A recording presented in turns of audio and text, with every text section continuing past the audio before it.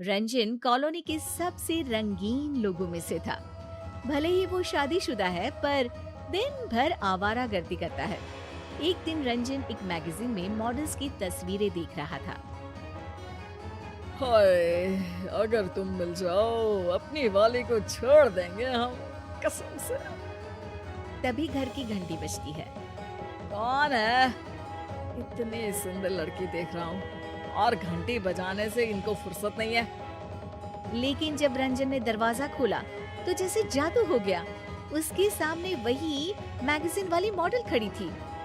हाय, मुझे पता होता कि भगवान इतनी जल्दी सुनता है तो कुछ पैसे भी मांग लेता। "हम्म, ये आप क्या बोल रहे हो?" अरे मैंने आपकी जैसी एक लड़की मैगजीन में अब भी देखी, कसम से। वो मैं ही हूँ, आपकी नई पड़ोसन। अरे वाह जी वाह, इस रंजन का तो मनोरंजन हो जाएगा अब, कसम से। आप ना बड़े मजाकिया हैं। वैसे मुझे कुछ चाहिए आपसे। अरे आप कुछ भी ले सकती हैं, बताइए तो। अभी तो बस शक्कर। मेरे पति घर पर नहीं है तो शक्कर मिल नहीं रही। सब उनको ही पता होता है। अरे आप कहो तो पूरी चाय बना कर ले आऊं आपके लिए, कसम से। नहीं नहीं, अभी तो शक्कर ही काफी है। रंजन जल्दी से किचन से मिली को शक्कर लाकर देता है। ये लीजिए शक्कर जी। वैसे आप ना चाय में उंगली भी डुबा देती तो वो भी मीठी हो जाती, कसम से। कहाँ से चुराई ये लाइन? अब आपके लिए कुछ चुराना भी पड़ जाए तो कोई गुनाह थोड़ी ना होगा जी। इतने में ही मिली का हस्बैंड उसे आवाज देता है। मिली, जल्दी आओ।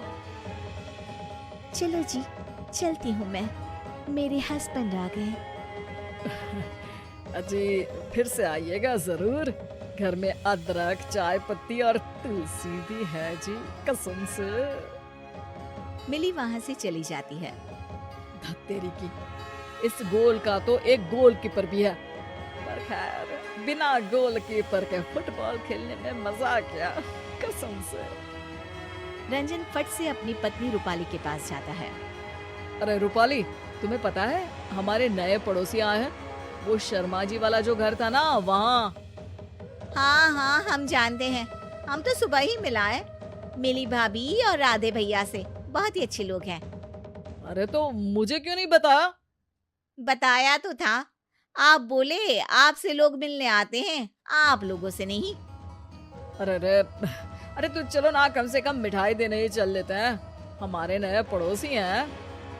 हाँ, ये आइडिया सही है। आप जाकर बाजार से लड्डू ले आए, फिर हम साथ चलते हैं उन्हें देने। रूपाली को पता ही नहीं था कि रंजन के मन में ही लड्डू फूट रहे थे। रंजन भाग के बाजार से लड्डू ले आता है और सीधे मिली जी के घर पहुंच जाता है, ताकि वो मिली जी से ढेर सारी बातें कर पाए। पर घंटी बजाने पर गेट खोलते हैं मिली जी के पति राधे। रंजन का धक धक करता दिल जैसे एकदम से बैठ गया। वो अंदर की तरफ झांकता है, पर कोई दिखता नहीं। जी, जी वो मिली जी दिख नहीं रही। क्या जी? अरे कुछ नहीं, वो तो मेरी वाइफ ने उनके लिए मिठाई भिजवाई है। आखिर आप लोग हमारे नए पड़ोसी हैं ना। ओ, आपकी वाइफ? रूपाली सुबह आई थी शायद आपसे मिलने। अच्छा, हाँ हाँ, अंदर आइए। भाभी जी नहीं दिख रही। रूपाली ने उन्हें देने को कहा था। हाँ, मिली नहीं है। वो अभी अपने शूट पर गई हुई है। अभी अभी तो निकली वो। आप चाय कॉफी कुछ लेंगे? मैं वैसे दोनों ही बहुत अच्छा बनाता हूँ। नहीं नहीं, बस मुझे काम है, चलता हूँ मैं। रंजन की उम्मीद अभी तक टूटी नहीं थी। उसने मिठाई के डिब्बे में एक चिट्ठी छिपा दी थी, जो कि सिर्फ मिली जी के लिए थी।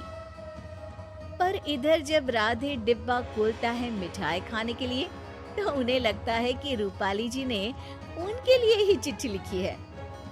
चिट्ठी में लिखा था,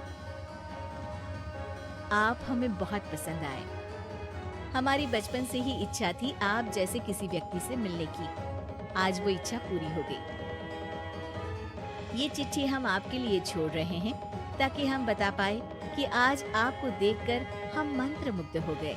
बस ऐसे ही चमचमाते रहिएगा। इस चिट्ठी को पढ़कर राधे को लगा कि रूपाली ने ये चिट्ठी उसके लिए लिखी है और वो चुपके से अपनी चाहत का इजहार कर रही है।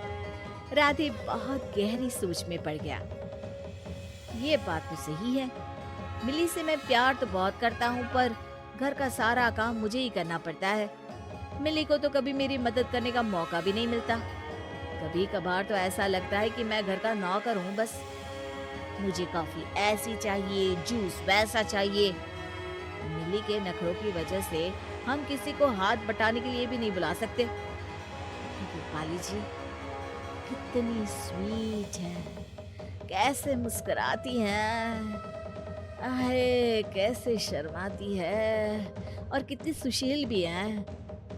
राधे बहुत ज्यादा रिसर्च करने के बाद अगले दिन एक मिठाई का डब्बा खुद खरीदता है और जाकर रंजन के घर दे आता है।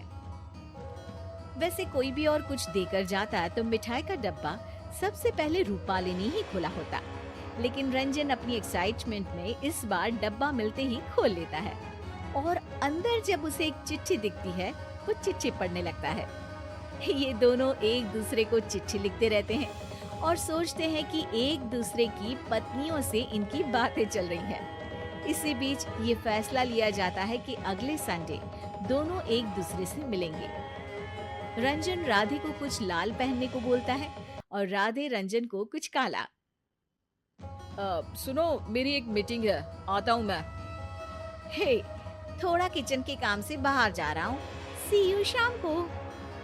संडे आ जाता है और राधे लाल शर्ट पहनकर फूल लेकर पास ही के बगीचे में सबसे कोने वाले पेड़ के नीचे खड़ा हो जाता है। वो खड़े खड़े रूपाली जी का इंतजार कर ही रहा होता है। उतने में उसे रंजन दिख जाता है। अरे तुम यहाँ? अरे मेरा भी यही क्वेश्चन है, तुम यहाँ?